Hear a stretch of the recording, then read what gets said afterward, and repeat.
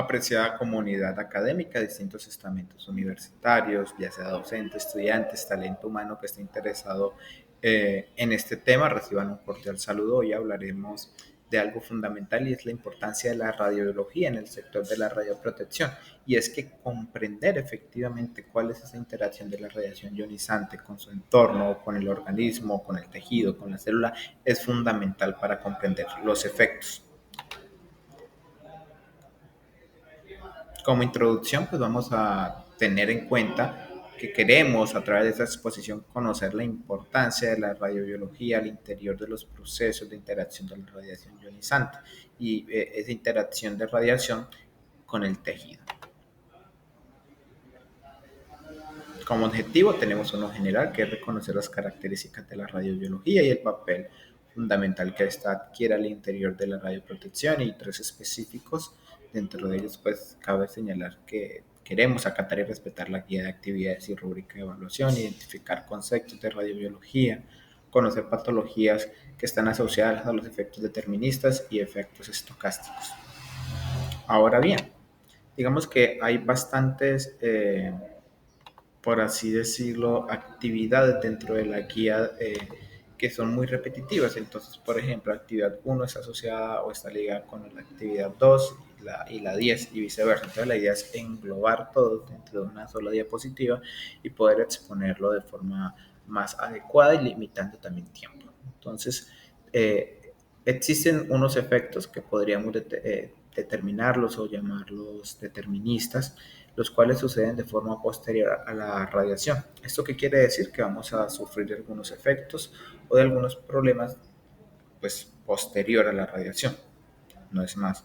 Tiene efectivamente un umbral de dosis. A mayor dosis usualmente genera este tipo de síntomas, de signos o de síndromes que puede darse en un periodo de tiempo ya sea corto o largo. Estos también se asocian con los efectos inmediatos. Ahora bien, los efectos estocásticos no tienen un umbral o un límite de dosis. Puede originarse en pequeñas dosis de forma prolongada en un periodo de tiempo determinado, ¿verdad? Y que pueden denominarse como efectos tardíos porque se dan con el pasar del tiempo. Usualmente esos pueden ser somáticos o pueden ser hereditarios. Y los efectos y momentos en los momentos de gestación. Recordemos que dependiendo de las semanas, el feto puede desarrollar ciertas anormalidades o ciertas patologías gracias a la exposición de la radiación. Y como ejemplos de los efectos deterministas inmediatos, pues vamos a tener lo que es el enrojecimiento, la quemadura, la alopecia.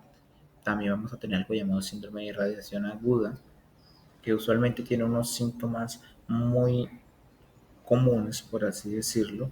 Dentro de ellos, pues cabe resaltar, además de la quemadura, del enrojecimiento, mareo, náuseas, vómitos, dolor abdominal y en algunos casos diarrea.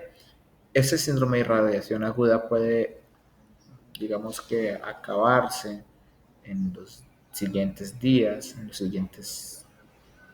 siguientes semanas, incluso, ¿por qué no en siguientes meses? Y los efectos estocásticos, como ya lo hemos mencionado, son de tipo somático, es decir, que pueden generar una alteración en el cuerpo conforme al pasar el tiempo. Aquí vemos que tenemos las tumoraciones malignas y también algunas afectaciones que pueden ser hereditables. También pueden generar una esterilidad a pesar de que no se ven ahí.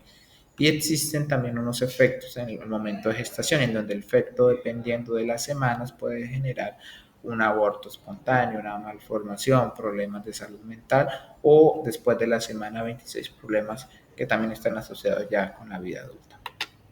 Comprender la interacción de la radiación también es comprender de qué estamos hechos.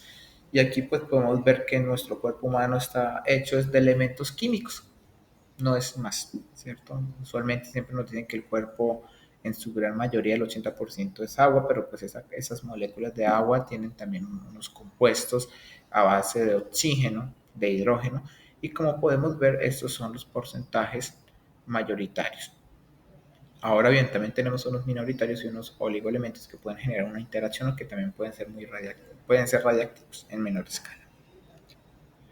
Es importante conocer ello porque vamos a hablar sobre la radiólisis, y la radiólisis es esa interacción de la radiación ionizante en la célula. Recordemos lo que acabo de expresar: el organismo humano en su gran porcentaje es agua y la célula no es la excepción. Entonces, cuando existe esta interacción de la radiación ionizante con la célula, pues esa agua que va a tener al interior la célula pues va a formarse como agua ionizada y va a botar un electrón.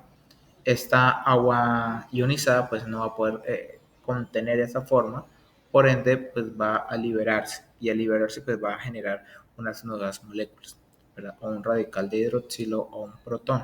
Ahora bien, ese ciclo vuelve y se repite: ese protón o ese electrón va a interactuar nuevamente con agua ionizada, va a, por así determinarlo, a romperse nuevamente, va a generar estos radicales, van a generar este protón, y esos también van digamos, a interactuar, generando así, por ejemplo, nuevas moléculas y también peróxido, o usualmente lo que conocemos, perdón, peróxido de hidrógeno, o comúnmente lo que conocemos como agua oxigenada, que también es radiactiva. Entonces vemos que algunas de las reacciones importantes dentro de la radiólisis es la absorción del fotón, la disociación del agua en radicales libres de hidroxilo, como lo habíamos manifestado, e hidrógeno, y la formación de agua oxigenada en los tejidos.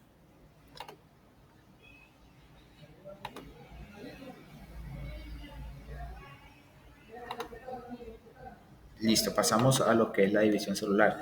Y es que la célula, efectivamente, cuando hace su duplicación de material, por así determinarlo, tiene unas fases importantes, que en algunas fases va a generar mayor sensibilidad a la radiación. Es importante tener esto en cuenta, pues, para comprender cuáles son estos posibles efectos.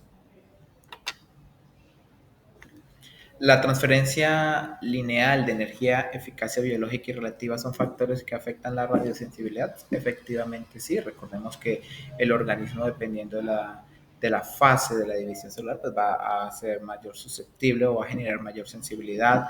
La cantidad de agua que tenga la célula pues va a también generar una mayor sensibilidad.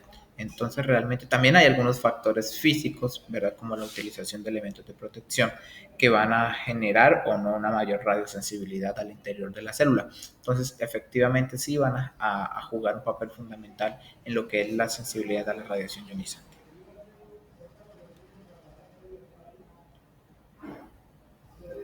La concentración de oxígeno, edad y recuperación celular son factores biológicos que afectan la radiosensibilidad. Sí, efectivamente, como lo digo, dependiendo de la célula, pues va a existir o no una mayor sensibilidad.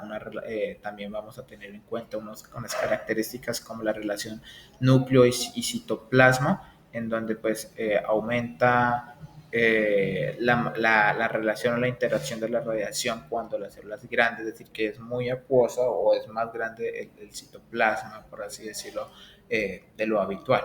Y esto pues puede generar una malignidad, entonces sí afectan la radiosensibilidad. Efectos de la radiación en útero durante la gestación, preimplantación, organogénesis y etapa del crecimiento. ¿Verdad? Como ya lo hemos manifestado, efectivamente tiene unos efectos adversos, no solo para la persona gestante, sino para el feto. Entonces, de la semana 2 pues vamos a tener un aborto espontáneo, posterior a la semana 8 vamos a tener una malformación del feto, después de la semana 15 un retraso mental, y semana 26 pues riesgos similares a los adultos, como ya los mencionamos, algunos de índole determinista y otros de índole estocástico. Muchísimas gracias por su atención.